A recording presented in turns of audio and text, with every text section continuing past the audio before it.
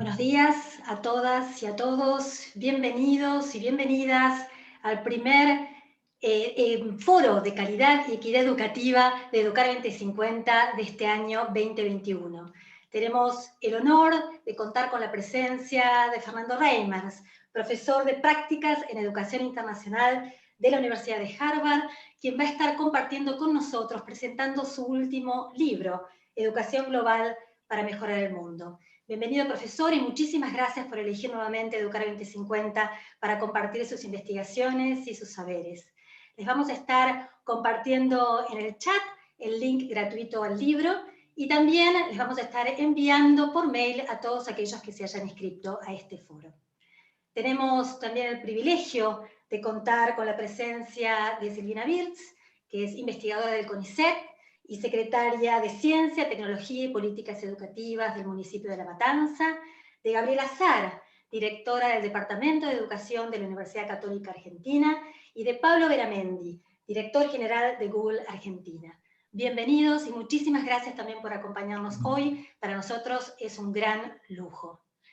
En el marco de un año que se presenta complejo, con grandes desafíos, como el que estamos transitando en este momento, del regreso a las clases presenciales, de la vuelta a nuestras aulas, y también de miradas nuevas, de grandes oportunidades para poder fomentar una mirada global, una mirada humanitaria.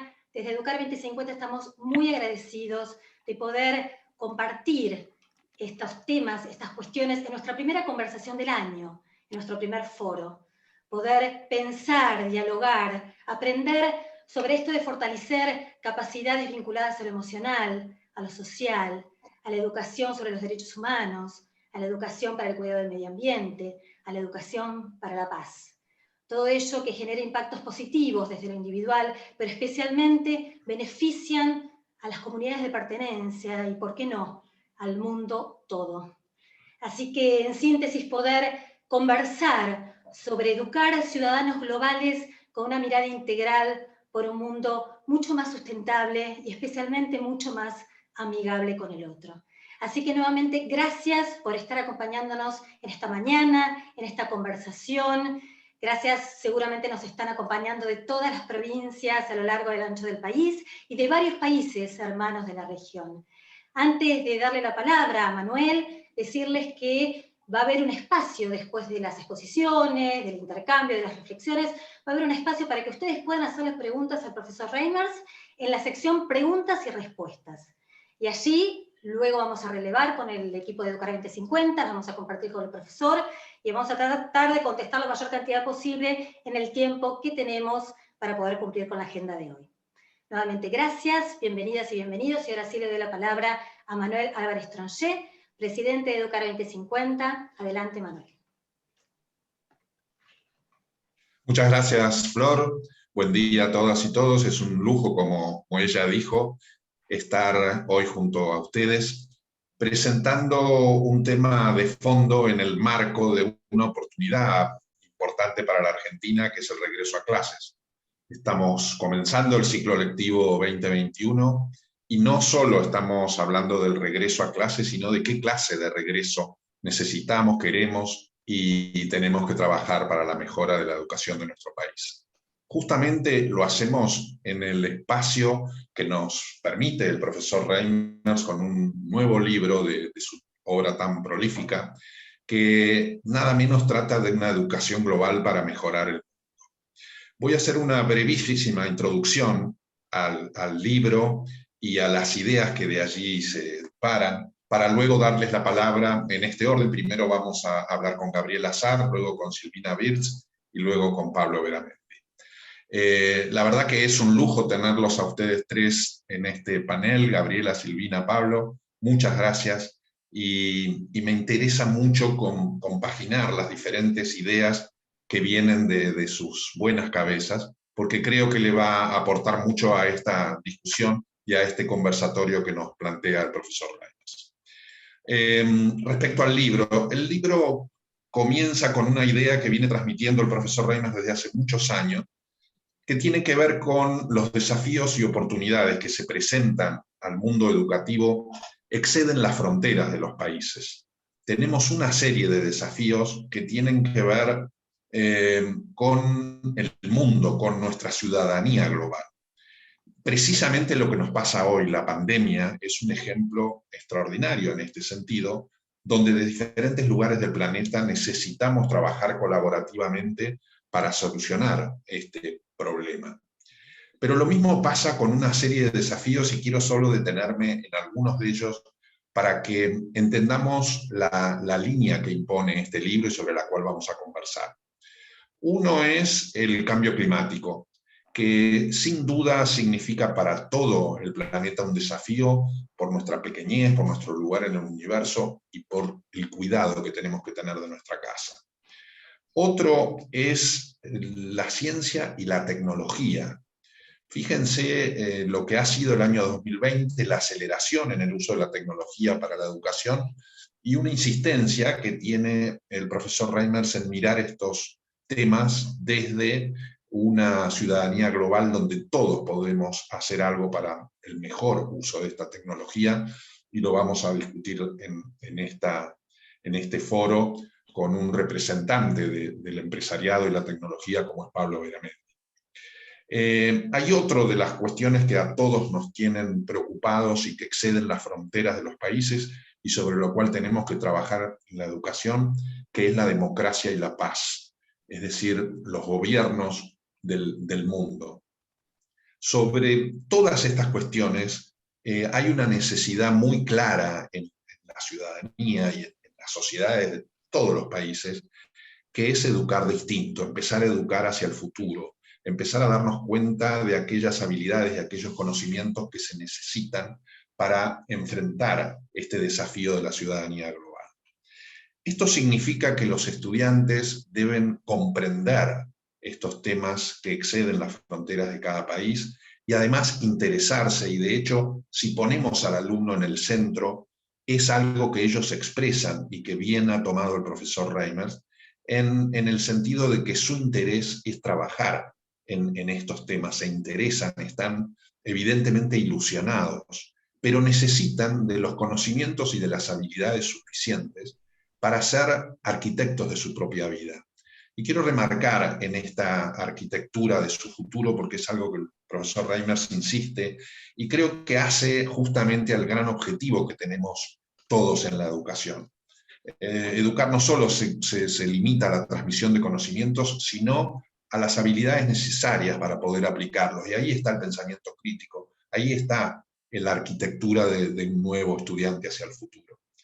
Y también tenemos que ser conscientes, y esto lo remarca el profesor Reimers, en que ha habido muchas interacciones sobre este tema de educación global, desde hace muchos años, con diferentes ópticas, pero tenemos que ser realistas en que no se han implementado, es decir, que el mundo académico y el mundo, el mundo práctico no se ha puesto de acuerdo en una acción concreta para llevar adelante estos elementos que necesitamos para una educación global eficiente. Yo creo que este es uno de los grandes propósitos del libro, acercar estos dos mundos, y el profesor Reimers lo hace desde 5 perspectivas que las vamos a analizar.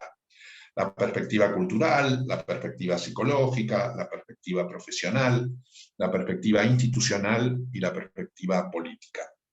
Cada una de ellas la vamos a ir explicando cuando converse con los panelistas, y vamos a enfocar las 3 primeras, la cultural, la psicológica y la profesional, con Gabriela Azar.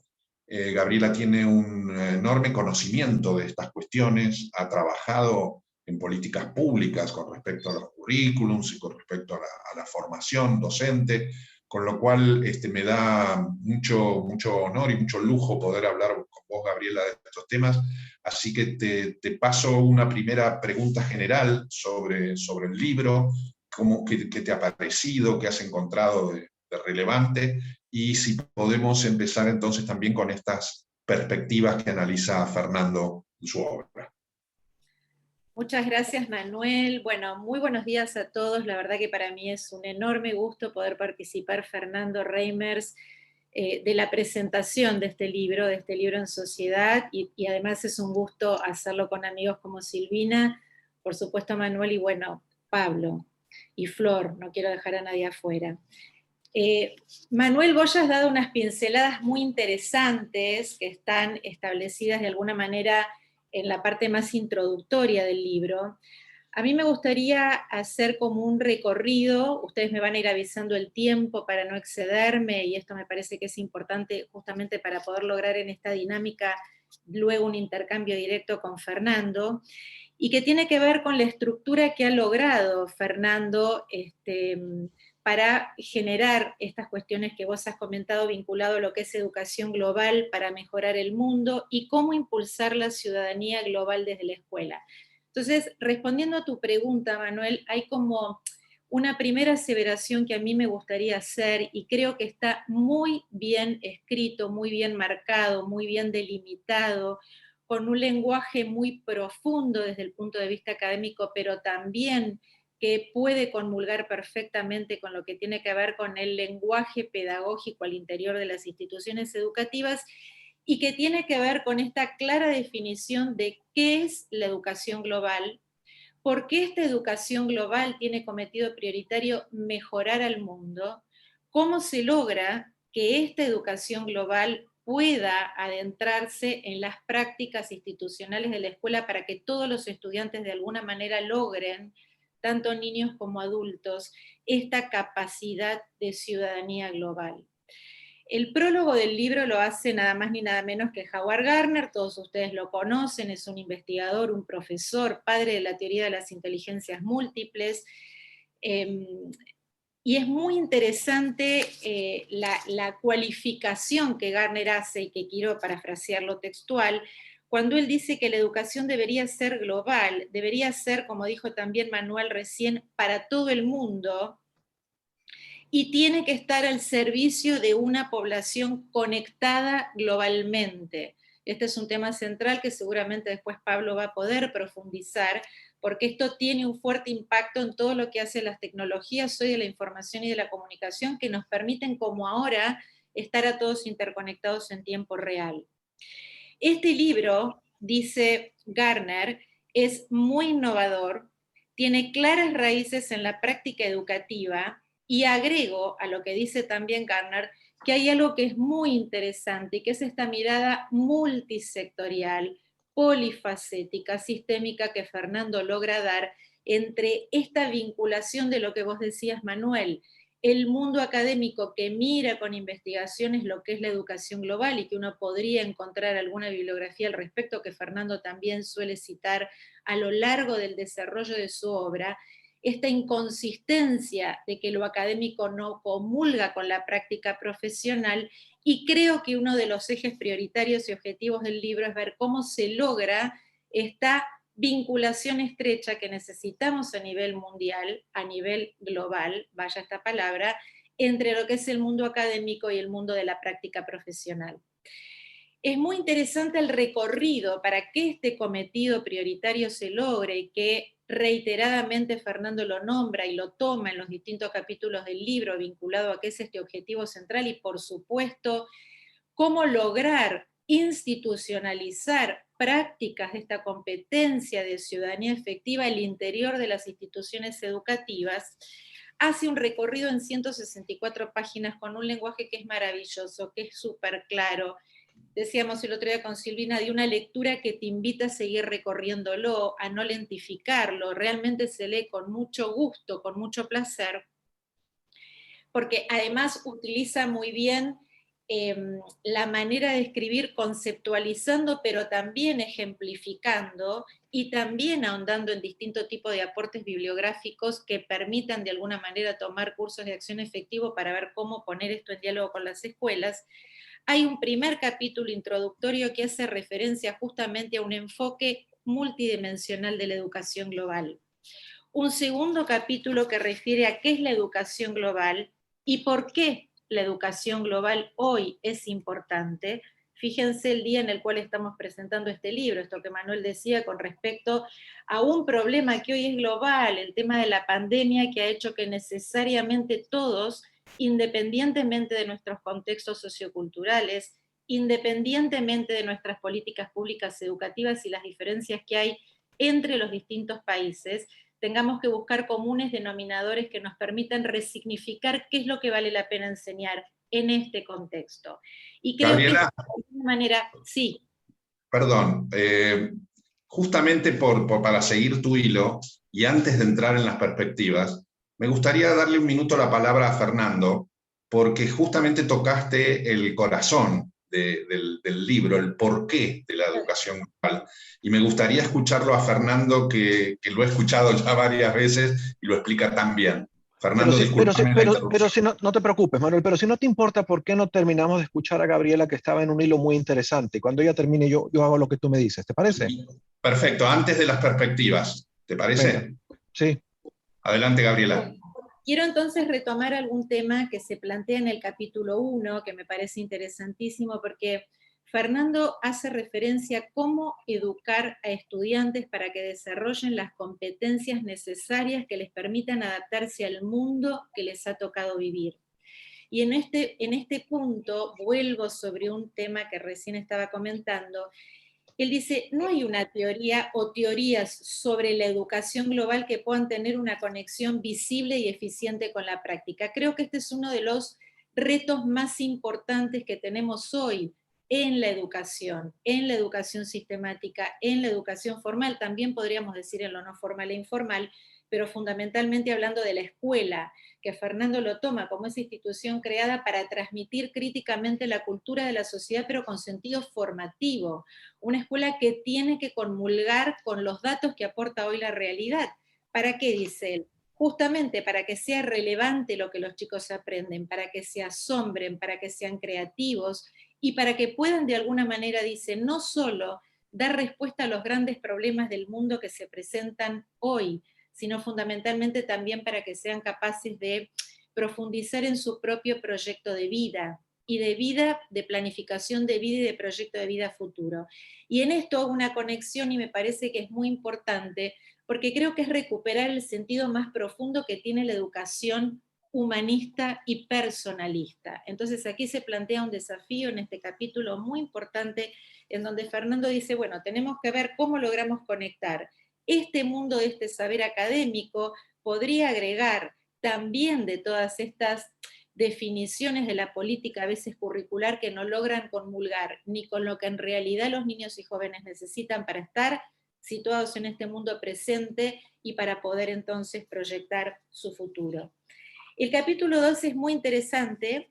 Ahí en el capítulo 2 se hace referencia a qué es la educación global. Hay una primera conceptualización muy clara de la educación global. Entonces Fernando dice, la educación global se refiere a las prácticas orientadas, miren qué interesante, por un conjunto de perspectivas y objetivos pedagógicos creados para generar oportunidades para que los estudiantes desarrollen la capacidad de perspectiva global. Y acá me parece muy interesante compartir con ustedes un comentario, porque ustedes vieron que hoy en la Argentina, como me imagino también pasa en otros países del mundo, pero contextualizado en nuestro ámbito actual, hay un énfasis muy fuerte puesto en la formación por capacidades para todos los niveles del sistema educativo, ¿sí? Hay un documento que se ha elaborado sobre el marco de capacidades para estudiantes de escuela secundaria, donde se prioriza justamente también como una capacidad el compromiso, parte de la ciudadanía global. Hay también otro documento que se ha hecho en el Instituto Nacional de Formación Docente que refiere a capacidades profesionales docentes, pero las definiciones políticas y las institucionales, como dice Silvina, que no se pueden hacer desde un escritorio, requieren imprescindiblemente una conexión entre estos mundos que le dé cierta libertad a la gestión, dice Fernando, y al liderazgo de los directivos, que tienen que tomar también decisiones de política educativa al interior de sus propias instituciones. Y esto me parece que es un desafío interesante. Y quiero agregar también dentro de este capítulo 2, y después no les voy a decir mucho más del capítulo 2 para dejarlos a ustedes con la intriga y para que puedan leer la obra. Esto me pareció riquísimo porque Fernando toma los objetivos de desarrollo sostenible de Naciones Unidas, él lo toma esto como un marco muy importante para trabajar conceptos como, por ejemplo, sostenibilidad, que sin lugar a dudas, sostenibilidad, dice el cambio climático, problemas emergentes de la pobreza, digamos, los grandes problemas también que estamos enfrentando hoy, podríamos decir también este virus, hace que estos objetivos permitan centrarse en múltiples disciplinas que permiten en profundidad, de nuevo, volver a desarrollar lo verdaderamente humano.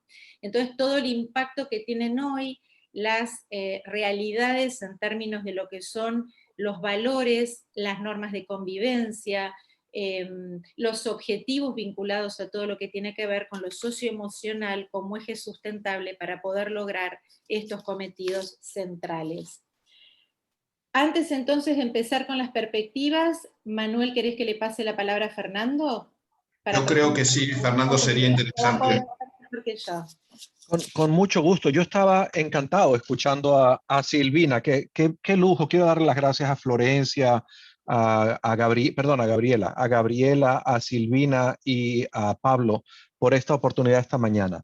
Yo tengo poco que añadir habiendo escuchado la presentación tan clara que hizo Manuel, pero sí quiero insistir en que esta oportunidad que crea la pandemia difícil, esta plaga tan espantosa que ha producido tanta pérdida educativa, también es una oportunidad de repensar, bueno, ¿cómo andábamos en materia educativa? No simplemente de decir, recuperemos lo que teníamos, porque la verdad es que el sistema educativo era deficiente en al menos dos puntos de vista. Uno, en darle a todos los estudiantes las capacidades que les hacen falta para hacerse cargo de su propia vida, para desarrollar un proyecto de vida, para colaborar con los demás en un mundo cada vez más interdependiente, y era especialmente deficiente en cerrar brechas de equidad. Esa era la realidad, y yo creo que si vamos a tratar de aprovechar esta circunstancia en la que estamos, no solo para recuperar las pérdidas educativas, sino para atender los desafíos pendientes, pues es importante reconocer esas deficiencias del sistema educativo que teníamos. Y yo creo que en ese sentido,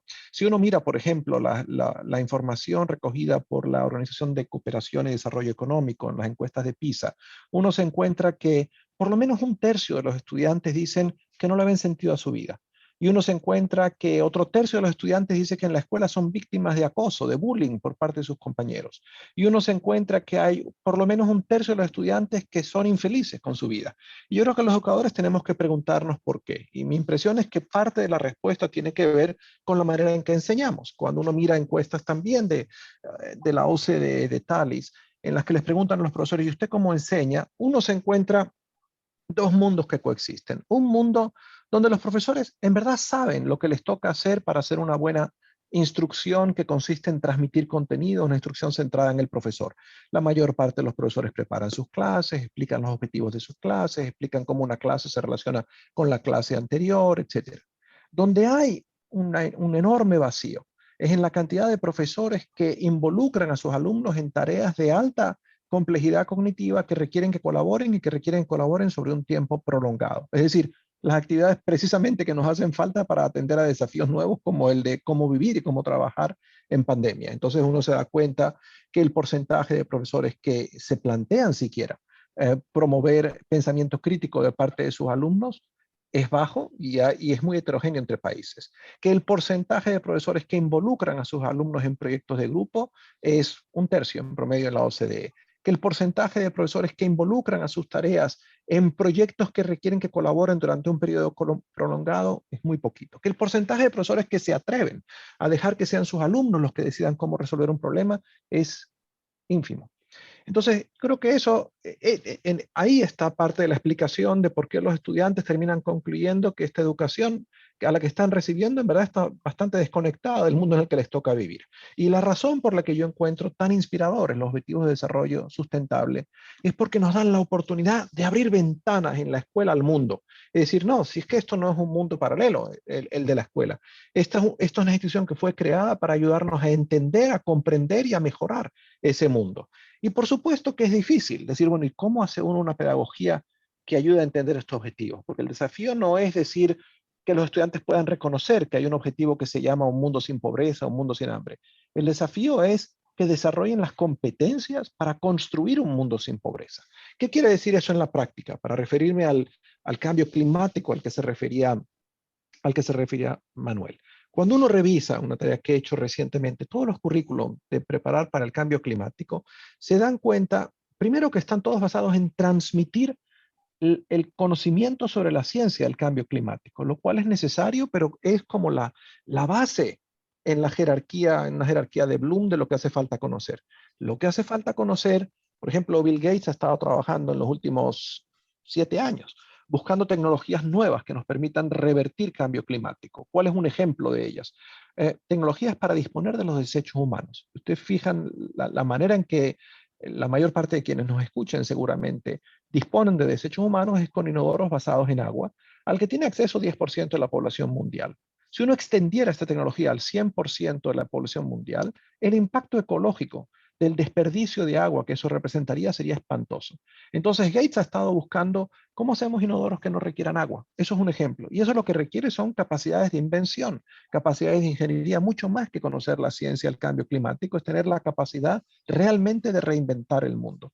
Entonces, yo veo estos objetivos como la posibilidad de plantearse cómo desarrollar esas capacidades de invención, de innovación, de comprensión, cómo integrar un pensamiento ético, una imaginación moral, un conocimiento que nos permita de verdad construir un mundo mejor. Y bueno, en esa búsqueda en la que estoy ya, como decía Manuel, hace varios años, yo he recorrido, digamos, 3 momentos de esa búsqueda y termino ya pronto.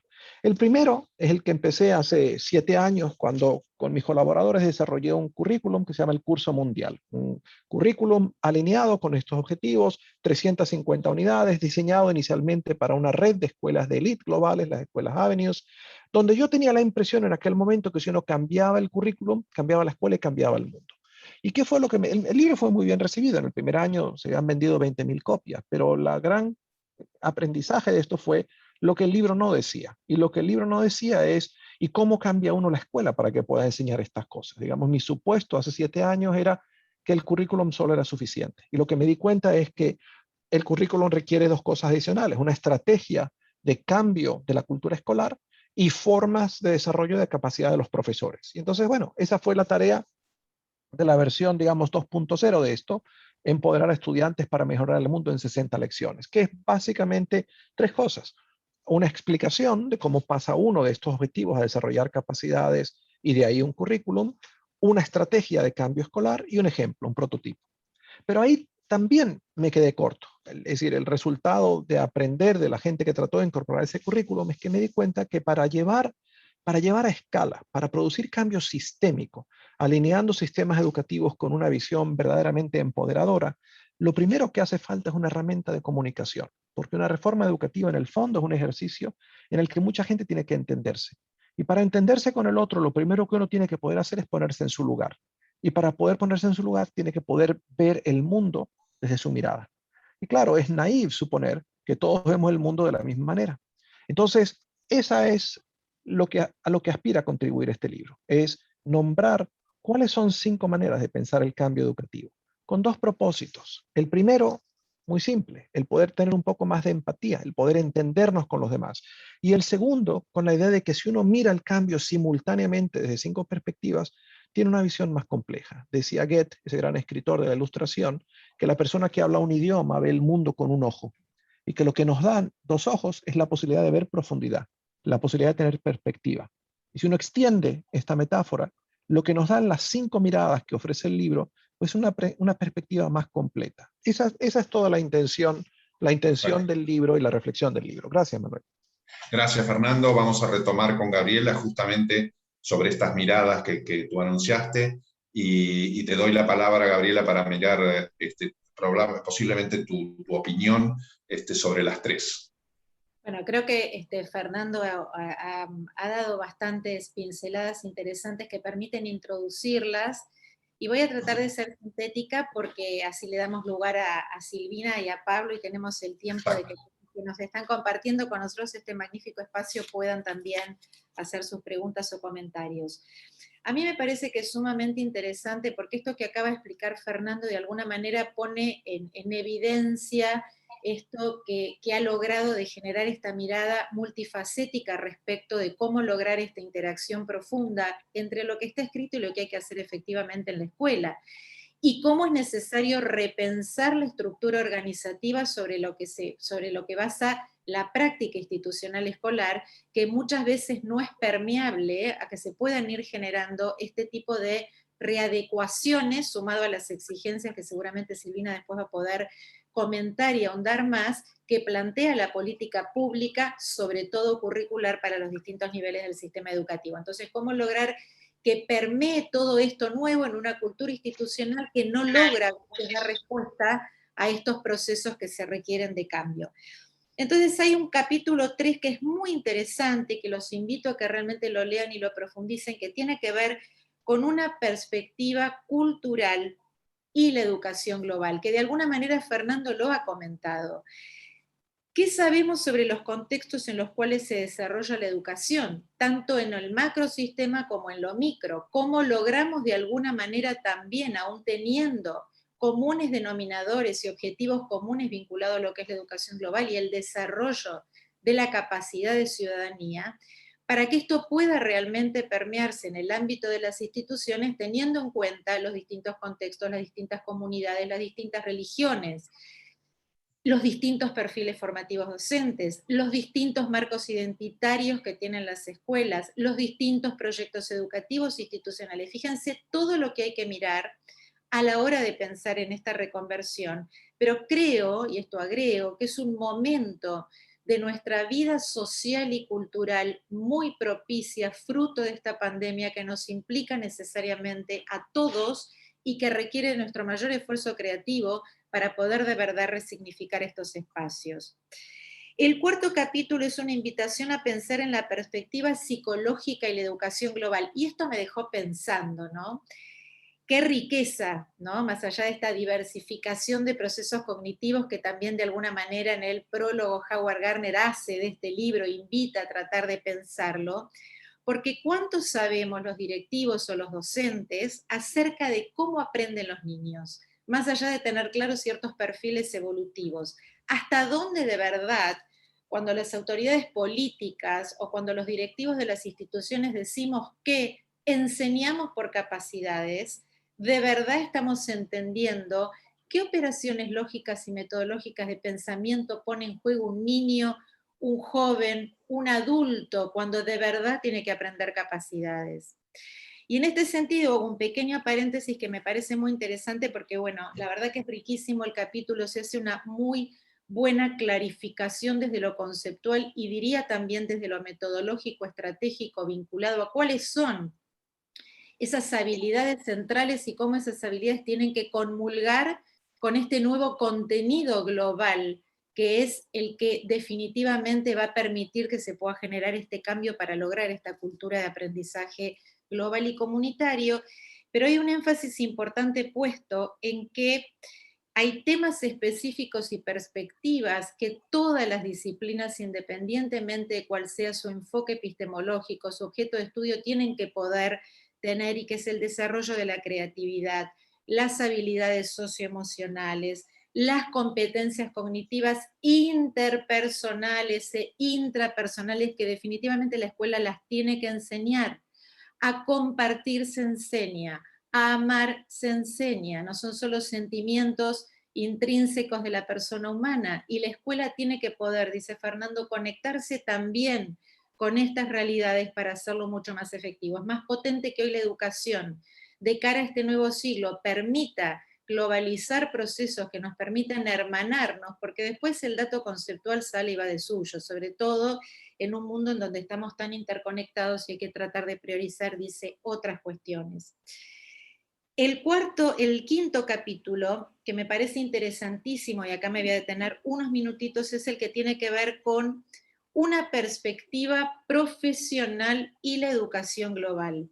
Interesantísimo, porque Fernando hace referencia a cuáles son aquellas competencias, aquellas capacidades, aquellas habilidades, aquellas aptitudes, como querramos llamar, digamos, no importa el análisis del alcance terminológico, semántico que tengan estos conceptos. Definitivamente se tratan de saber hacer, conciencia, con el dato que aplica a las disciplinas, y con conciencia, valores, actitudes, normas de convivencia que necesitan aquellos que enseñarán o tendrán otro tipo de responsabilidades institucionales. Y esto es interesantísimo.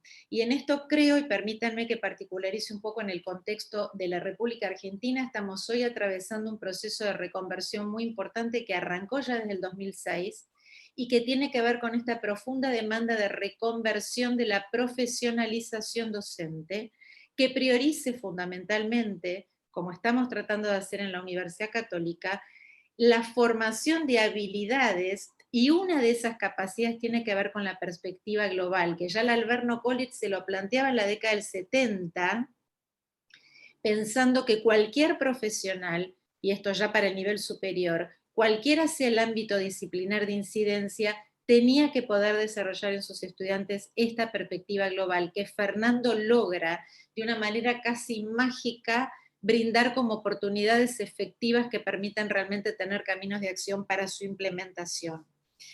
El Tenés un minuto, capítulo, Gabriela. el capítulo 6 y 7 se los dejo a mi amiga Silvina, que los va a poder explicar muy bien, pero quiero cerrar diciendo que uno de los ejes más innovativos que presenta este libro tiene que ver justamente con lograr una clara conceptualización de cómo logramos pensar colaborativamente los problemas más importantes con este marco que recién Fernando señalaba, de objetivos que Naciones Unidas plantea a nivel global de desarrollo para la sostenibilidad, al interior de la realidad de las instituciones educativas, y los invito también después a que puedan profundizar sobre todo en las conclusiones, porque allí se hace también una síntesis muy interesante que permite tomar los comunes denominadores de estas 5 dimensiones o estas 5 perspectivas que Fernando Reimer de una manera muy creativa y muy profesional plantea, y nos da de verdad caminos de acción para que las escuelas, los directivos y los docentes veamos cuál es el mejor camino y cuáles son las mejores alternativas pedagógicas para institucionalizarlo en la práctica, de modo que de verdad los estudiantes puedan educarse globalmente. Y yo agrego ser felices. Muchas gracias. Muchas gracias, Gabriela. Excelente tu exposición y me da mucho placer darle la palabra a Silvina Wirtz, una gran amiga de Educar 2050, de lo cual me siento muy honrado. Y además, Silvina, creo que tenés la posibilidad de unir en tu mente brillante la experiencia de la política, la experiencia de la academia y la experiencia del día a día, que te hace muy importante para este panel. Así que, Silvina, te dejo con una visión de lo que quieras mencionar del libro y las últimas 2 perspectivas, la institucional y la política. Bueno, muchísimas gracias, Manuel. Quiero agradecer a Educar 2050 por esta invitación, muy especialmente a Manuel y a Florencia Morosini. Realmente un lujo estar acá. Por supuesto, agradecerle al profesor Fernando Reimers la oportunidad, primero, de haber leído el libro y segundo, de poder estar aquí en este panel y decirles que, bueno, que es un panel de lujo, que la verdad que no puedo dejar de decirles que estoy feliz de compartirlo con Pablo y con Gabriela Azara. Dicho esto, no voy a describir el libro, solo voy a marcar 3 cuestiones del libro, pero quiero resaltar el valor del libro y especialmente en lo que hace, digamos, a la perspectiva política, institucional y cultural también, ¿no? Me parece que este sería mi objetivo. Primero, digamos, un gran valor de este libro, Educación Global para Mejorar el Mundo, es que el profesor Reimers propone un enfoque multidimensional para lograr un cambio. Y yo quiero hacer énfasis en la palabra cambio, la necesidad de transformar los sistemas educativos y un cambio con una dirección.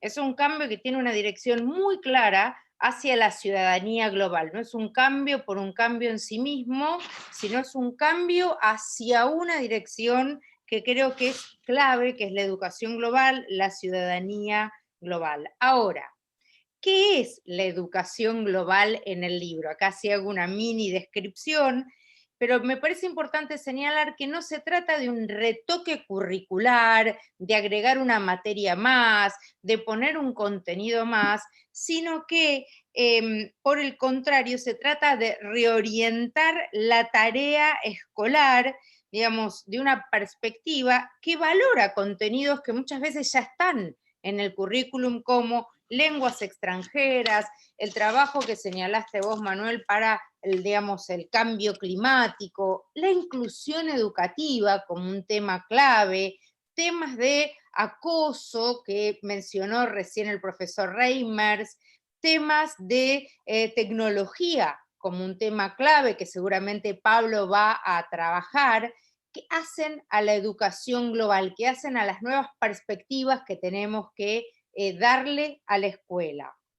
Entonces, digamos, me parece que lo interesante es que el profesor Reimers plantea la idea y la necesidad de un cambio, nos indica cómo ese cambio es posible y por el otro lado este cambio con esta dirección para que esa transformación sea una realidad. ¿Y por qué?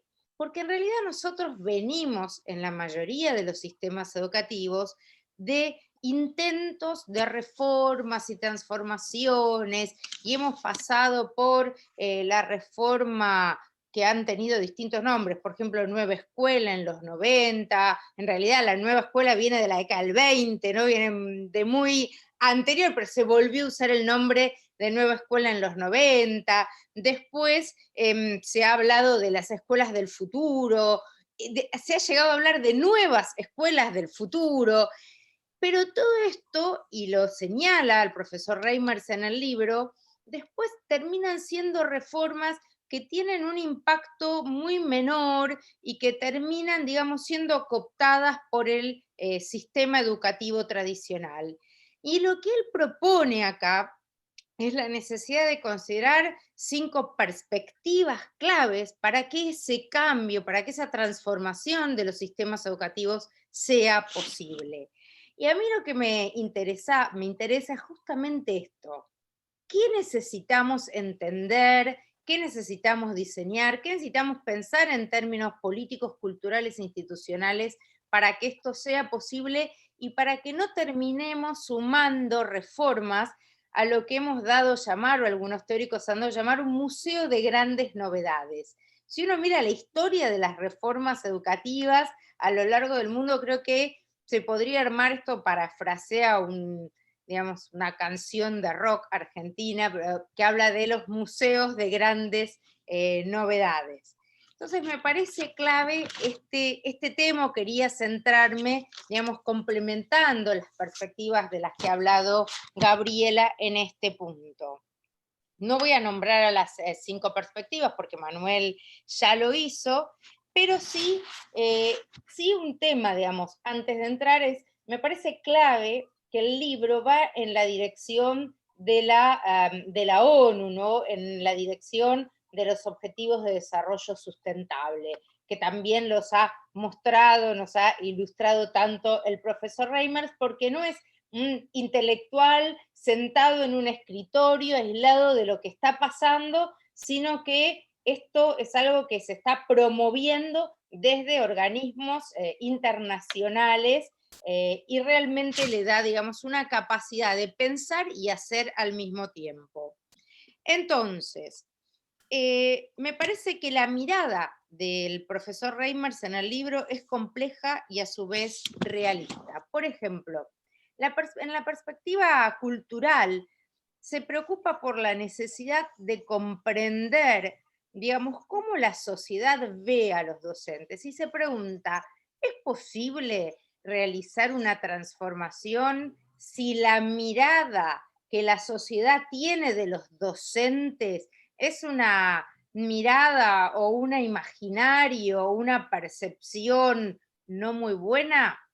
Y él muestra la diferencia entre el caso finlandés y otros casos en donde, digamos, las impresiones respecto de los docentes cambian, ¿no? Entonces, ¿cómo ve la sociedad a los docentes? Y se pregunta si es posible transformar, a su vez, si los docentes no generan un consenso en torno a la transformación, o sea, la necesidad de que las reformas o las transformaciones no salgan de la silla, del escritorio de algún político, sino que realmente se generen consensos. En este sentido, digamos, me parece clave la idea de destacar sus palabras en el capítulo 6. Él dice, diseñar un programa de educación global es comprender cómo se posicionan los grupos cuyos intereses resultan claves. Es decir, propone diseñar un mapa de actores para pensar estratégicamente el cambio. ¿Sí? Un tema central y a la vez delicado, como dije antes, también es a partir de un mapa de actores, a partir de una estrategia, propone generar consensos en torno a la necesidad de esta transformación. Pero propone generar consensos no de un modo ingenuo, sino entendiendo, digamos, que la política educativa implica la necesidad de resolución de conflictos. O sea, que la política educativa es arena de conflictos. Y esto es clave para poder pensar un cambio para la educación global y al mismo tiempo poco se dice de esto, ¿no? Me parece como muy importante este tema. Al mismo tiempo, trabaja sobre otro tema no menor al que los pedagogos solemos dedicarle poco tiempo, que tiene que ver no solo a la necesidad de hacer una cartografía política y a la necesidad de desarrollar una estrategia, sino también a la necesidad de pensar herramientas de comunicación para generar estos consensos, que obviamente no va a significar que el 100% esté de acuerdo, sino que van a requerir tiempos, etapas, etc. A su vez, digamos, la perspectiva institucional, a mí en el marco de la perspectiva institucional, no voy a hablar, digamos, de toda la perspectiva institucional, pero me parece muy importante destacar el apartado referido a los recursos de enseñanza. Me parece que esto es clave y también muy olvidado. Por ejemplo, cuando nosotros hablamos de volver a la presencialidad o volver a una escuela híbrida, en realidad nosotros tenemos que pensar que en simultáneo los chicos van a ir algunas veces por semana a la escuela, pero la educación remota o a distancia, yo no la llamo online porque no necesariamente existe la posibilidad de esta educación online, pero usemos el viejo término de educación a distancia, con la televisión, la radio, etcétera, materiales específicos, tengan que convivir. Y acá el profesor Reimers hace un aporte importante, porque tanto para la escuela híbrida como para el futuro de la escuela, es muy difícil pensar cualquier transformación si no se cuentan con los recursos necesarios, recursos vinculados a la tecnología como clave, digamos, para poder pensarnos en el futuro y en una educación global, tecnología para todos, digamos, no es tecnología para el 20% de la población como tenemos hoy en la mayoría de los países latinoamericanos, ¿no? A ver, hay más tecnología, pero para que puedan trabajar de un modo sincrónico, los estudiantes necesitan internet de alta velocidad y una computadora disponible para ellos. Eso solo lo logra un 20%. Después se utilizan otras tecnologías nuevas y viejas. Pero me parece clave, y un tema que trabaja el profesor Reimers, vinculado a las viejas tecnologías, a los libros de texto, a los libros, digamos, para poder pensarnos en el mundo, porque también es cierto que la escuela es una institución, es una de las pocas instituciones, y es la única institución educativa que hoy sigue enseñando a leer y escribir como condición básica a la alfabetización para poder después estar inmersos en este mundo global. Entonces, me parece muy interesante este equilibrio entre las nuevas y las viejas tecnologías, este trabajo con la necesidad de, ojo, no descuidemos la necesidad de recursos, y este trabajo tan inteligente sobre la política que a veces se hace de un modo tan ingenuo. Y la verdad es que me parece que es un libro que nos permite salir de lo que nosotros podríamos llamar en castellano una expresión de deseos, en inglés un wishful thinking, y trabajar, digamos, de un modo más estratégico y más inteligente sobre las necesidades de las transformaciones. Así que bueno, muchísimas gracias, Fernando, por este interesante y valiosísimo aporte. Gracias. Muchísimas gracias Silvina, excelente tu punto de vista. Y vamos ahora a hablar con Pablo Beramendi, que nos va a traer la visión del empresariado, la visión del director general de Google en Argentina. Y quiero compartir con vos dos preguntas, en realidad una primera y otras dos que voy a unificar. Pero la primera apunta a tu función dentro de Google, que es una empresa netamente global. ¿Cómo ves estos puntos que se pusieron del libro del profesor Reimers y que tienen que ver con aplicar la tecnología para invertir en un cambio hacia la mejora en la educación global, que tiene que ver con metas de la ONU y que además defiende principios humanos, ¿no? para mejorar la educación en el mundo? ¿Cómo lo ves vos? ¿Cómo lo ve tu empresa? ¿Cómo lo ve tu mirada tecnológica sobre estos temas? Bueno, muchas gracias, Manuel. Primer mensaje de agradecimiento, y la verdad que un verdadero honor, como dijeron todos y todas ya, compartir este panel con el profesor Reimers, con Silvina, con Gabriela, con Florencia, contigo. Así que realmente un gran placer. Y bueno, yo, como ya me conocés, Manuel, muy comprometido con la educación, no solo por mi función en Google, sino también por mi rol de padre. Y padre encontrado el año pasado, como nos pasó a todos quienes tenemos hijos, en la necesidad y por supuesto la responsabilidad de tener que involucrarse tal vez mucho más de lo que uno lo venía haciendo, ¿no? Creo que son esas cosas que la pandemia nos deja como positivas. Primero, como sabemos, valorar muchísimo más el rol de los educadores, como decía el profesor, y por el otro lado, qué importante es el involucramiento de nosotros, padres y madres, en esta tarea de educar, que claramente no es solo una tarea de los educandos. De los educadores, mejor dicho. Mira, decirte, Manuel, y a todos y todas que me apasiona el tema, pero me apasiona además la visión del profesor de esto de la educación global y cómo se conecta de manera muy cercana con la tecnología y con el rol de Google. Decirles que definitivamente la educación está intrínsecamente relacionada con la misión de nuestra compañía, que es organizar la información del mundo y hacerla universalmente accesible y útil. Y qué cosa más importante que poder también conectar a la educación con esto de poder acercar la información a la gente. Y está claro que la educación es la columna vertebral, literalmente, para el desarrollo de cualquier sociedad en el mundo y definitivamente incide en la formación y el desarrollo de las personas. Nosotros en Google somos muy conscientes de que la tecnología es posibilitadora y justamente generadora de oportunidades, y por eso desde hace más de 10 años que hemos puesto la tecnología de Google al servicio de la educación y por supuesto a partir del año pasado todavía con mucha más pasión y con mucha más decisión. La tecnología es relevante en el ámbito educativo, Manuel, y de hecho nuestro CEO global, Sundar Pichai, lo resumió claramente diciendo que la tecnología por sí sola no mejora la educación, pero sí puede ser una parte muy poderosa de la educación y, como dice el profesor, de la educación global.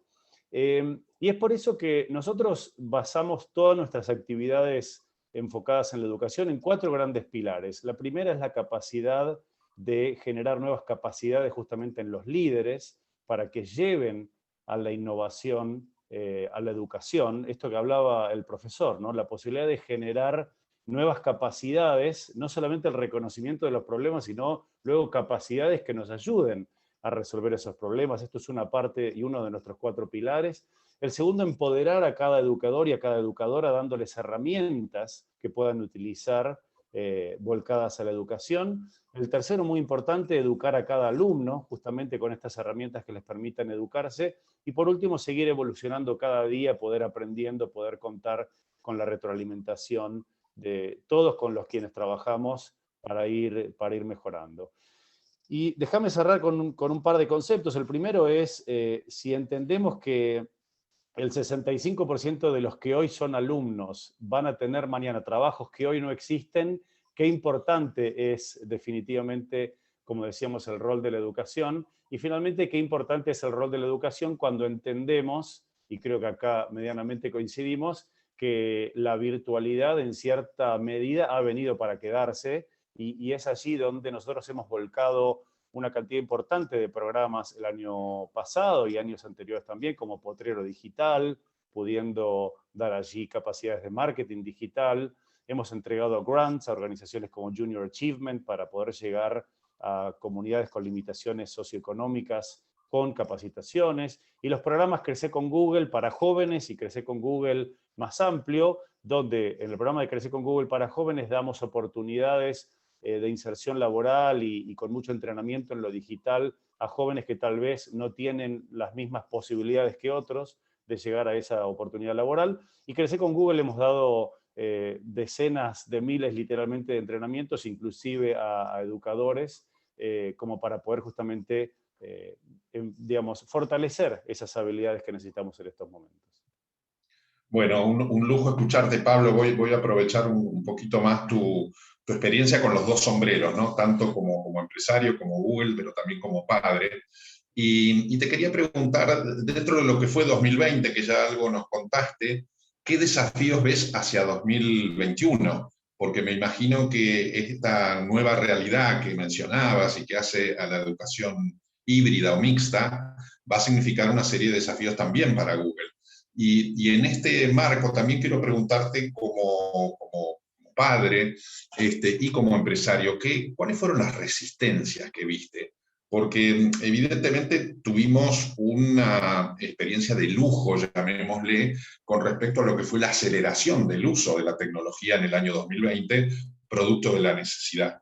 Entonces, ¿cómo trabaja Google para contrarrestar estas resistencias, para poder gestionarlas? Las dos preguntas están unidas en lo que fue la experiencia 2020, la que estamos viviendo 2021. Bien, voy a intentar ser sintético, así nos damos espacio entre todos y todas, pero lo primero que diría, Manuel, es un poco lo obvio, pero el futuro nos vino a tocar la puerta, ¿no? Como dice mi amigo Carlitos Mazalán, literalmente hemos avanzado en educación en los últimos 12 meses o 11 meses, lo que tal vez nos costaba avanzar durante años. Y creo que la gran oportunidad que hoy tenemos es definitivamente consolidar este nuevo modelo educativo, como el profesor lo mencionaba, y con el gran aporte de la tecnología que hemos visto fundamental el año pasado y lo continuamos viendo este año en el mundo. Aquí, por supuesto, tenemos una serie de desafíos, ¿no? Pensemos que prácticamente la mitad de los chicos en nuestro país no tiene acceso a Internet, más de la mitad de los chicos no tiene una computadora con la cual pueda contar para sus viajes, para su educación. Es decir, hay todavía muchos desafíos que resolver, pero definitivamente es posible ir cerrando estas brechas y definitivamente seguir poniendo a la tecnología como un complemento y una aliada justamente para que los equipos de educadores sean más productivos y a su vez los alumnos se comprometan más con el aprendizaje. A mí me gusta mucho el concepto, Manuel, que tiene que ver con la escuela en todos lados. Yo creo que la educación, como tantos conceptos en este mundo tecnológico, se ha vuelto una cuestión viva, una cuestión dinámica, una cuestión líquida, una cuestión a la cual tenemos que poder acceder en lugares mucho más allá de las cuatro paredes del aula y con la importancia que el aula tiene y que todos los padres y madres lo hemos visto de primera mano cuando nuestros hijos no podían ir al colegio el año pasado, pero definitivamente creo que la educación tiene que trascender esas barreras del aula y creo que allí la tecnología tiene un rol fundamental. El año pasado ha visto cosas increíbles ocurrir, como por ejemplo casi 1,5 millones de usuarios en Argentina utilizando Google for Education, que es esta plataforma que sabes nosotros tenemos para justamente facilitar la educación a distancia. Gobiernos provinciales como el de San Luis, Chubut, Catamarca, Santa Fe, municipio de Vicente López, colegios como, o universidades como la Universidad Tecnológica Nacional, volcándose muy masivamente al uso de estas tecnologías. Así que yo creo que definitivamente hay muchas cosas que han venido para quedarse. Por supuesto hay desafíos en el medio, pero insisto que el año pasado nos ha mostrado las posibilidades que esto ha traído. Respecto a la segunda parte de tu pregunta, que tenía que ver con las resistencias, Yo creo que hay una parte de las resistencias que tenía que ver un poco con la inercia que traíamos, ¿no? Yo decía casi en un acto de sinceramiento personal que uno tal vez no se involucraba con la educación como padre como debiera. Y creo que el año pasado nos pegó una cachetada muy sana a todos y todas para que demos un vuelco muy importante en cómo nos involucramos con la educación de nuestros hijos. Y creo que esta tal vez fue una de las primeras resistencias que nosotros pudimos ver. Sin embargo, también creo que es destacable saber que nosotros hemos conversado con directivos en diversas escuelas del país y finalmente nos aseguraron que sin dudas hubo algunas resistencias al principio, pero destacaron la gran capacidad de adaptación y entusiasmo con el que tanto los niños y las niñas como sus padres y madres encararon la educación a distancia. Así es que para ir redondeando, creo que tenemos una oportunidad fenomenal, creo que tenemos la oportunidad justamente de combinar cuestiones, digo, uno piensa una historia tan simple como la de la invención de la rueda, ¿no? Que tiene muchísimos años, digo, más de 7.000 años, y también la valija, el carry-on, se ha inventado hace muchos años, pero recién en 1970 pudimos poner juntos la rueda y las valijas. Entonces muchas veces creo que la tecnología nos va a permitir eso, nos va a permitir combinar capacidades y esto justamente que sea un potenciador de la educación a nivel global, como bien lo dice el profesor. Muy bien, muchísimas gracias, Pablo. Creo que tenemos un panorama muy interesante del libro, del concepto de educación global para mejorar el mundo, con diferentes miradas, diferentes perspectivas.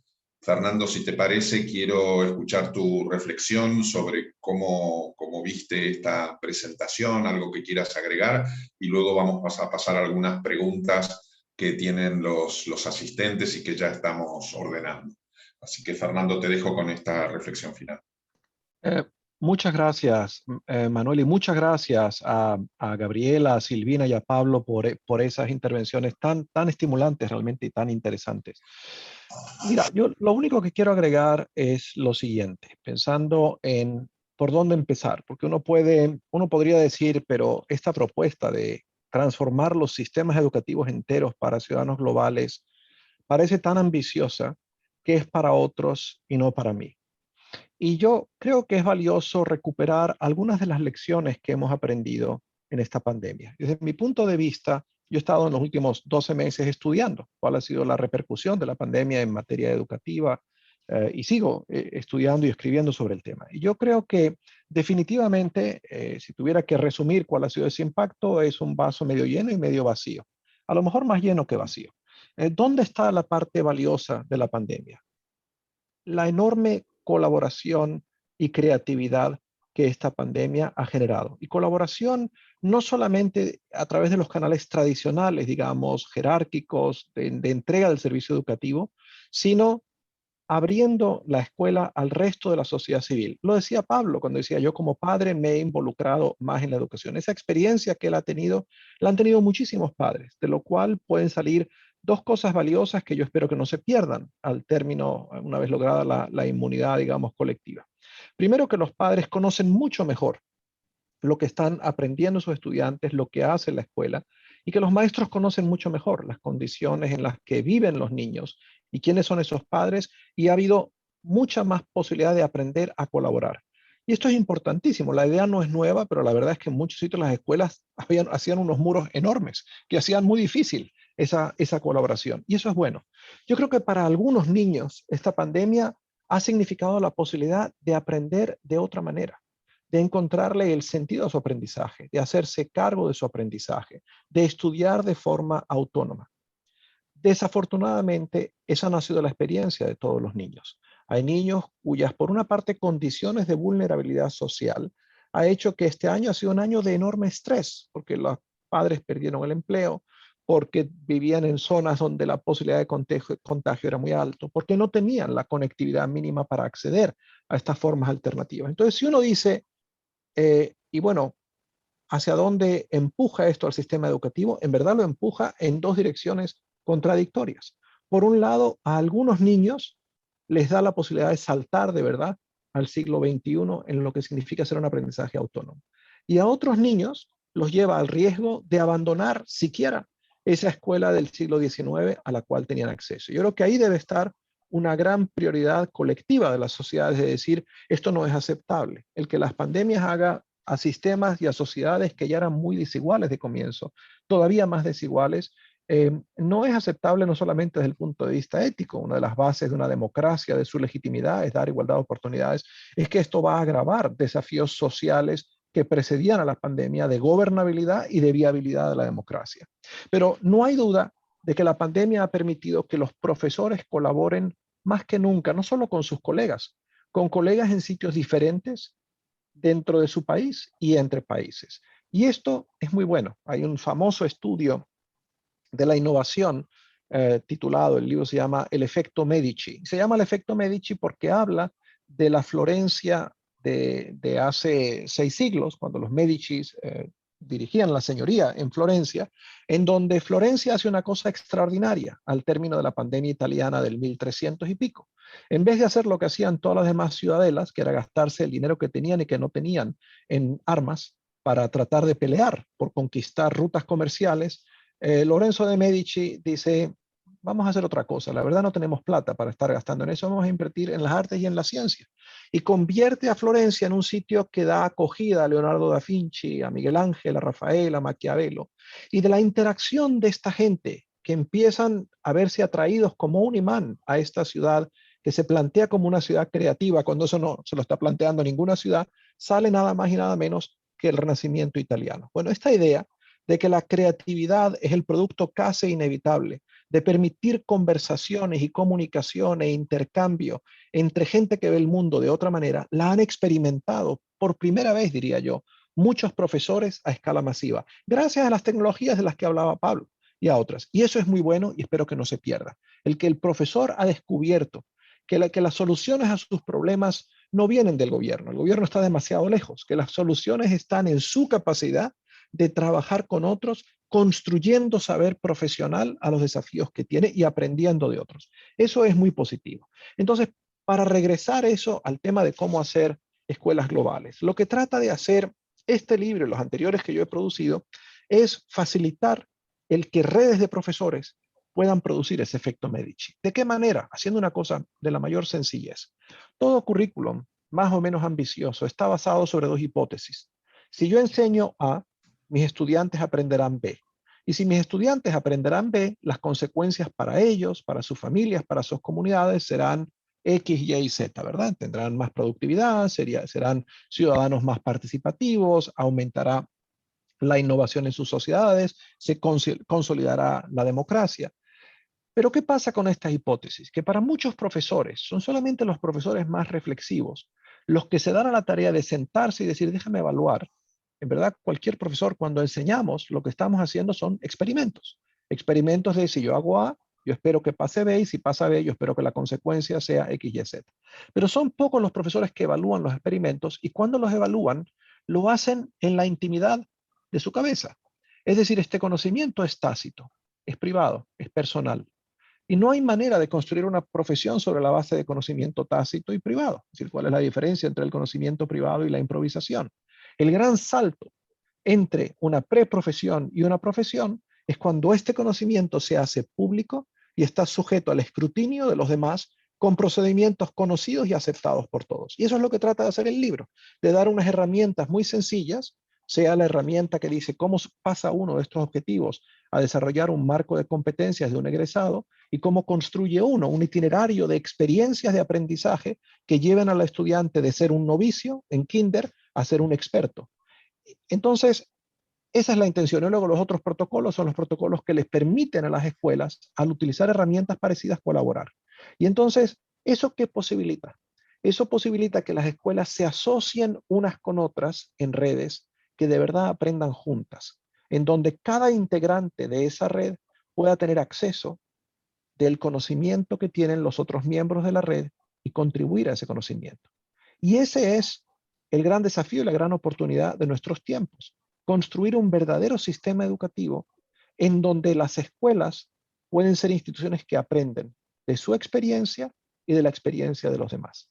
Yo creo que pensando en paradigmas del cambio, en el mundo en el que estamos, no hay duda que una de las grandes contribuciones de las muchas tecnologías de la comunicación ha sido reemplazar un esquema del mundo donde el cambio lo producían grandes organizaciones jerárquicas, las grandes burocracias, que son el gran invento de hace 4 siglos, ¿no? Que permiten las grandes fábricas, la manufactura, el gobierno, los ejércitos, por redes que pueden tener una influencia extraordinaria, muy superior a la de su poder. Mayor ejemplo, uno que yo le cuento de vez en cuando a mis estudiantes, y con esto termino, es el de un grupo de músicos relativamente poco conocidos que viajaban de Toronto a Colorado, me parece, a Denver. Y estando en el avión, habían entregado, chequeado sus guitarras, ¿verdad? Con el equipaje. Y uno de los músicos se da cuenta desde el avión que el maletero avienta su maleta, ¿no? Y la lanza de mala manera, y por supuesto cuando llega a Denver la guitarra está rota. Y este músico le dice a la aerolínea: caramba, ustedes me rompieron la guitarra, y no encuentra satisfacción, y lo pide varias veces y nada, hasta que decide componer una pequeña canción. La línea era United Airlines, que se llama United Breaks Guitar. United rompe las guitarras, y hace esta pequeña canción, la monta en YouTube, y la canción pasa a ser viral, y en 3 días tiene al vicepresidente de United en el teléfono y dice: ¿qué quiere usted para quitar ese video? Dice: yo quiero 2 cosas, que me reponga la guitarra y que introduzca en los cursos de entrenamiento a maleteros una información para enseñarles cómo cuidar las guitarras, porque una guitarra es un instrumento delicado. Y lo logró.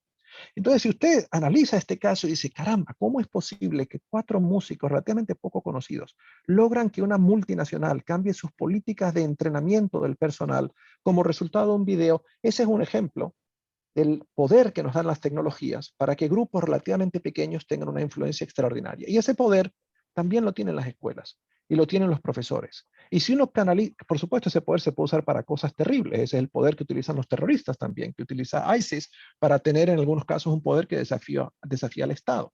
Pero lo que yo estoy planteando aquí no es de utilizar este poder para fines nefarios, sino para construir un mundo mejor.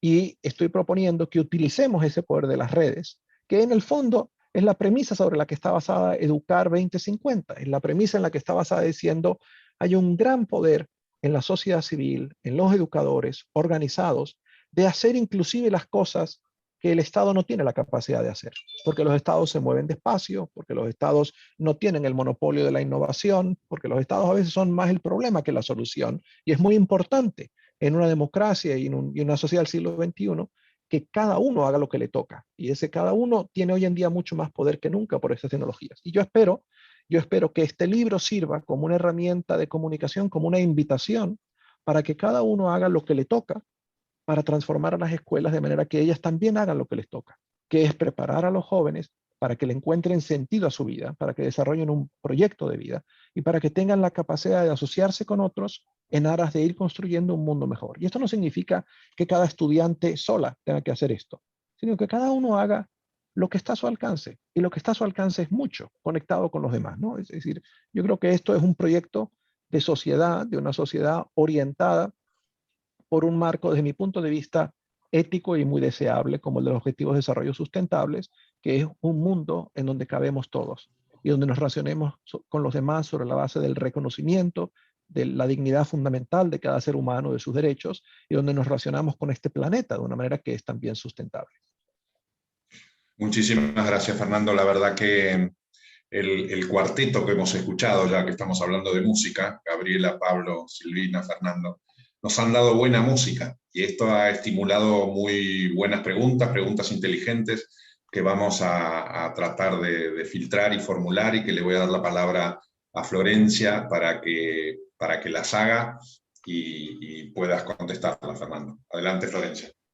Bien, bueno, antes que nada, comentar que los comentarios son de muchísimo agradecimiento de todos los que están participando.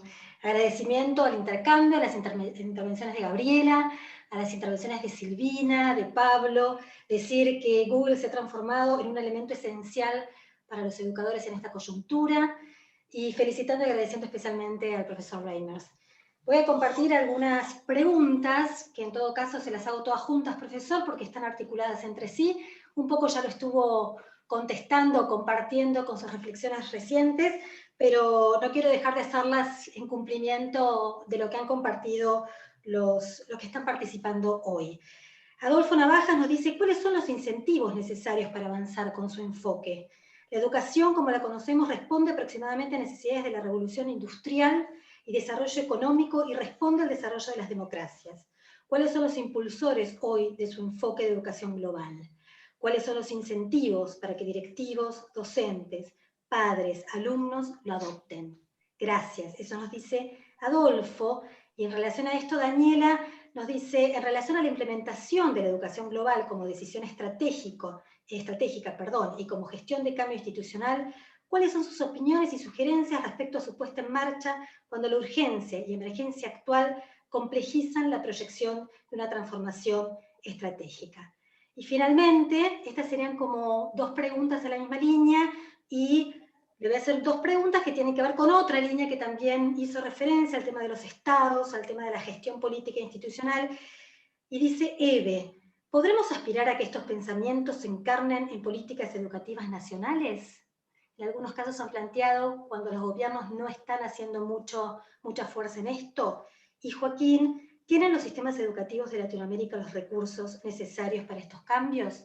Y dejamos ahí porque ya hay mucho para que conteste, profesor. Muchas gracias. Déjeme tratar de contestar. Sobre lo primero, cuando usted mira encuestas que ha llevado a cabo la OCDE sobre cuáles son las razones por las cuales las personas escogen la profesión docente, un porcentaje altísimo, no todos, pero el 80% de las personas escogen esta carrera porque tenían la ilusión de que esta carrera le iba a permitir contribuir a hacer que el mundo fuera mejor. Y en mi experiencia, trabajando ya más de 3 décadas en muchos países y con muchos educadores, esa orientación ética sigue ahí en el corazón de mucha gente. Lo que pasa es que a veces se les olvida. Y cuando es posible participar en un proyecto que le recuerda a las personas por qué están en esto, uno consigue que la gente haga cosas extraordinarias. En cierta manera, yo creo que uno de los grandes aprendizajes de esta pandemia ha sido el redescubrir por parte de los maestros mismos y de la sociedad el enorme profesionalismo que tenían muchos maestros, que han hecho cosas extraordinarias en condiciones muy distintas para asegurar la educación de sus estudiantes. Así que yo creo que uno de los incentivos está simplemente en mirar con qué estamos trabajando. Y estamos trabajando con lo que es una de las profesiones más importantes de este siglo y con gente muy buena, lo digo de verdad, con gente muy buena, en donde a veces los incentivos institucionales les hacen ser menos buenos de lo que pueden ser, donde a veces, por ejemplo, hay países en donde las corporaciones de distinto tipo, pienso en un país en concreto, en donde los sindicatos educativos fueron construidos como una máquina política para ganar elecciones que obligan a los maestros a hacer cosas que los maestros no quieren realmente hacer, participar en robos de votos, para ponerlo en blanco y negro, que vejan el sentido profesional de los profesores. Entonces yo creo que más bien al plantearse cuáles son los incentivos, lo que uno debería preguntarse es ¿dónde están las barreras? ¿Dónde están los desincentivos para que los maestros logren aquellos que los trajo a la profesión, que es poder educar a sus estudiantes para hacer un mundo mejor? Y yo encuentro que en la invitación de los Objetivos de Desarrollo Sustentable hay una enorme oportunidad para redescubrir, para activar el profesionalismo de los profesores. Hay un colega, Frédéric Laloux, que hace un estudio de la historia de las organizaciones humanas, toda su historia. Y él dice, lo voy a resumir muy rápido, que las historias han pasado por varias etapas, ¿verdad? Desde las primeras organizaciones, que eran básicamente cacicazgos, orientadas y caracterizadas por el ejercicio brutal del poder para servir los destinos del cacique, hasta organizaciones más recientes de hace 4 siglos, lo que él llama las burocracias. La burocracia es una cosa buena, una organización creada para que el saber experto permita la especialización de tareas y mayor efectividad. Hasta un tipo de organización más reciente que él llama evolucionaria, en donde él dice a la gente casi no le hace falta que nadie lo administre, porque ahí está el alineamiento entre los valores, entre la ética que gobierna a cada persona y la ética de la institución, que nadie necesita que lo esté controlando, sino que la gente da lo mejor de sí mismo. Cuando uno piensa en una startup o en un movimiento social, muchos de ellos se caracterizan precisamente por esa característica. Yo creo que el desafío está en mover a sistemas educativos en esa dirección, de organizaciones más evolutivas, con mayor capacidad adaptativa, en donde la gente esté gobernada por una ética compartida, por una ética de la profesión, y menos en organizaciones capturadas para servir a intereses diversos de diferentes corporaciones, de diferentes grupos que no tienen nada que ver con empoderar a los estudiantes para mejorar el mundo. Y por supuesto esta tarea es muy difícil. Esta es una tarea que requiere, primero, que la sociedad se interese y que la sociedad diga, ¿por qué está ocurriendo esto aquí? Eso es la primera pregunta. Segundo, ¿habrá alguna tensión entre avanzar en hacer que un sistema educativo tenga más sentido, tenga este sentido adaptativo y atender a lo urgente?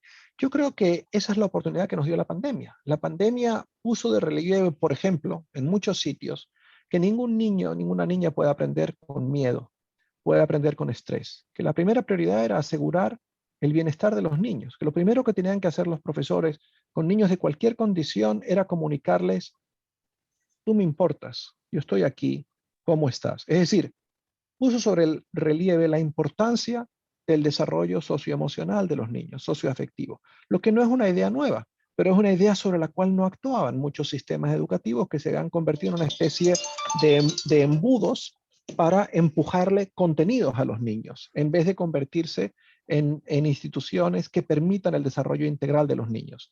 Entonces yo creo que ha habido una gran oportunidad, un gran aprendizaje que ha obligado a los sistemas educativos a repriorizar, que les ha hecho descubrir, como todos los sistemas de entrega alternativa, inclusive los mejores, los que han servido a los niños con mejores condiciones socioeconómicas, con mejor acceso, no han tenido la capacidad de enganchar a los niños por un número igual de horas al que los enganchaban en las tareas de transmisión de contenido. Esto le ha dado a los niños un poquito más de libertad, de trabajar por su cuenta, de trabajar con sus padres. Y esto es bueno. Yo espero que estos sistemas, regresando, no vuelvan a convertirse en embudos como las máquinas que hacen chorizos, que le empujan a los niños contenidos sin que los niños entiendan o aprendan, que hayan descubierto que a veces en enseñar menos es más, que hay que dejar espacio en blanco, no estructurado. Yo espero que de regreso, a lo mejor las escuelas digan la verdad, no hace falta que el niño esté sentado 6 horas al día en un salón de clase, déjenlos tranquilos que se vayan a la biblioteca a trabajar de forma independiente, déjenlos tranquilos que estén en clase, pero que estén estudiando solos. No hace falta que estén escuchando todo el tiempo a los profesores por 6 horas, porque la verdad eso no cultiva ni la imaginación ni las capacidades de las que estábamos hablando para resolver los desafíos de nuestro tiempo. Luego, finalmente, ¿será posible tener políticas nacionales? A veces los gobiernos no hacen. Mira, por supuesto que es posible que cada quien desde su propio espacio de actuación haga las cosas un poco mejor, y eso incluye también a los gobiernos nacionales y a los gobiernos provinciales y a los gobiernos municipales y a los directores de escuela y a los directores de escuelas privadas y a las redes de escuela. Pero yo creo que de lo que se trata, lo que hemos descubierto en esta pandemia, es que el buen liderazgo es el que es compartido, es el que es colectivo, el que no depende demasiado de ningún mesías. Aquí no hace falta ningún mesías, sea el ministro de Educación, sea el presidente de la nación. Aquí lo que hace falta es que cada quien haga lo que está de su parte. Y lo que yo he visto, he estado estudiando, no es el tema de nuestra conversación hoy, pero he estado estudiando muchos ejemplos de innovación durante el último año, y una cosa que tienen en común todos ellos es una forma particular de liderar. Por ejemplo, la secretaria de Educación de Bogotá, al comienzo de la pandemia, cuando el gobierno nacional había dicho vamos a cerrar las escuelas, ¿qué fue lo primero que hizo? Una reunión de este tipo donde invitó a todas las directoras de escuelas. Y les dijo una cosa muy simple, les dijo, miren, nos viene una época muy tenaz, como dicen en Colombia, muy difícil. Y yo no tengo la solución, pero yo no tengo duda de que juntos vamos a encontrar la manera de asegurar que nuestros niños sigan aprendiendo. Porque lo que no es aceptable es que esto se convierta en un gran agujero negro de la educación. Así que trabajemos juntos. Y ese liderazgo, que fue también el liderazgo del secretario de Educación de Sao Paulo, produjo cosas extraordinarias, produjo una gran capacidad de hacer y aprender sobre lo hecho. También liberó a la gente para entender y nos vamos a equivocar en el camino. Ese liderazgo es muy distinto a otro liderazgo que también he observado durante este periodo, donde quienes estaban en posiciones formales de autoridad, seguramente por miedo, su mensaje era no se preocupen que lo tenemos todo bajo control. Y no hace falta que nadie venga a sumar. Bueno, quien hizo eso produjo enormes pérdidas, enormes descalabros. Yo espero que una de las cosas que hemos aprendido es que nos hemos dado cuenta de los diferentes caminos a los que llevan un liderazgo y el otro. Y yo creo que hacia futuro lo que nos hace falta es ese liderazgo humilde, inclusivo, que permite un liderazgo colectivo, que reconoce que las ideas buenas pueden venir de cualquier sitio, de los estudiantes mismos, y que hace posible esos efectos Medici en el sistema educativo. Así que en relación a su respuesta, no hay duda que los gobiernos nacionales pueden hacer cosas buenas, y si lo hacen, magnífico, y si no lo hacen, tampoco es un problema, porque hay muchos otros que pueden impulsar el cambio. Muchísimas gracias, profesor. Bueno, Manuel. Bueno, Fernando, Gabriela, Silvina, Pablo y todas quienes nos escuchan. La verdad que ha sido un lujo, hay mucho material para seguir trabajando. Desde Educar 2050 nos comprometemos en hacer un documento final, como hacemos con todos nuestros foros, para circularlo, para ponerlo a disposición del público, y lo vamos a hacer en este caso. Pero quiero destacar 3 ideas centrales que creo que surgen de lo escuchado. Uno es la importancia de los entornos de aprendizaje, más allá de la escuela.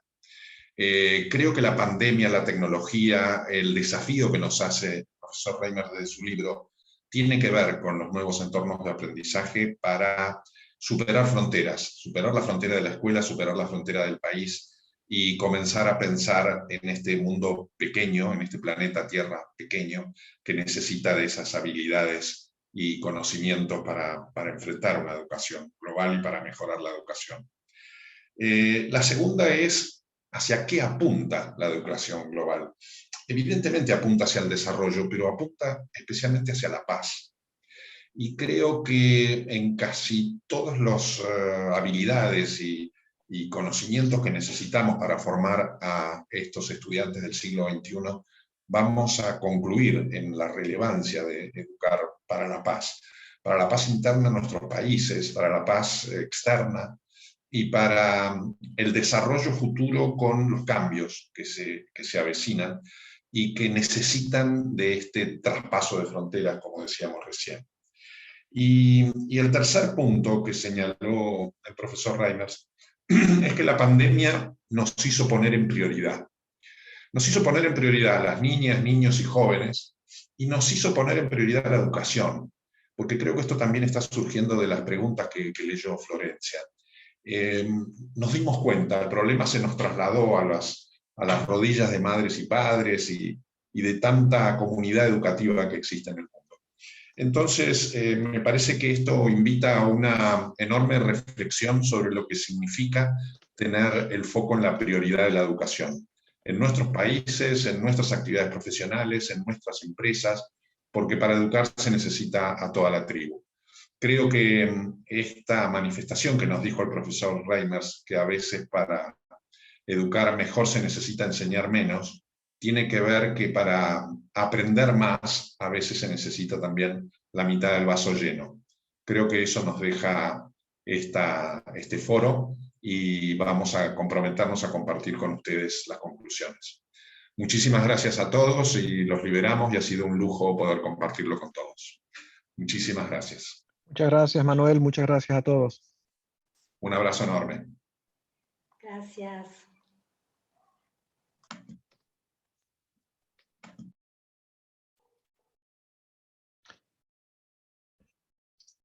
Ok.